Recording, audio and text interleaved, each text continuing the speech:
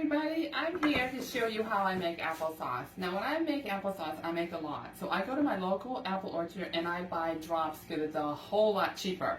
So the first thing I do is I have this little handy apple slicer, like this. Pampered Chef has them and you can get them elsewhere. And then all I do is I just go like that. And one little slice, I've got them all done up, and I just put them in a pan. Now, when you do applesauce, you do not have to peel and core them. So this pan is already full of apples, and I'm going to probably fill it up to here with water. And I'm going to keep a close eye on it so it doesn't burn and it doesn't go dry, because you can always add more water when you're cooking your apples, but it's hard to take out water away. And it all depends if you like thick or thin applesauce. It's totally up to you. But just keep a close eye on it. So that's the first step. Now the second step is I already have a batch of apples here already cooked up. Here, let me move this out of the way.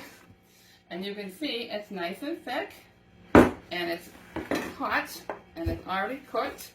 So now what I'm going to do is I'm going to strain the seeds and the skins and everything out of it.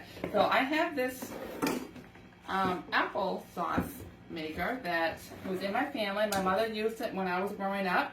Very handy. All I do is I take the cooked apples and I just put it in here, and then I just do this, and what it does is it squeezes the applesauce through the little holes but keeps the seeds and the skins inside. So this is a really easy way. It's good arm exercise too.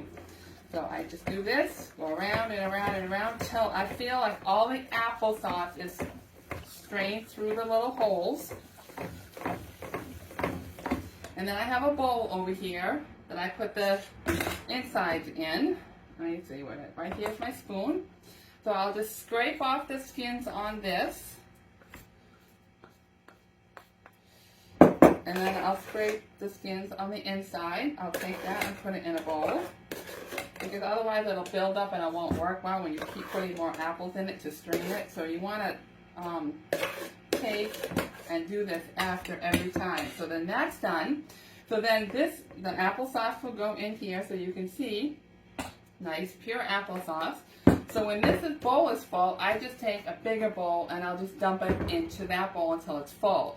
And when it's all done, I'll let it cool for a little bit, and then I'll add cinnamon and sugar. Now you don't have to add anything if you like it plain, or you can add just sugar, or you can just add cinnamon. It all depends on what you like for applesauce, but I add a little cinnamon and sugar to mine. So that's how I make applesauce. If you have any questions, reach out or tell us what your tips are for applesauce. I'd love to hear it. Thank you.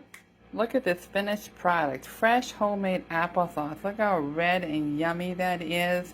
No preservatives, and you can either, depending on how much you make, you can keep it in the refrigerator for probably 2 to 3 weeks and eat it like that, or you can freeze it, or you can can it.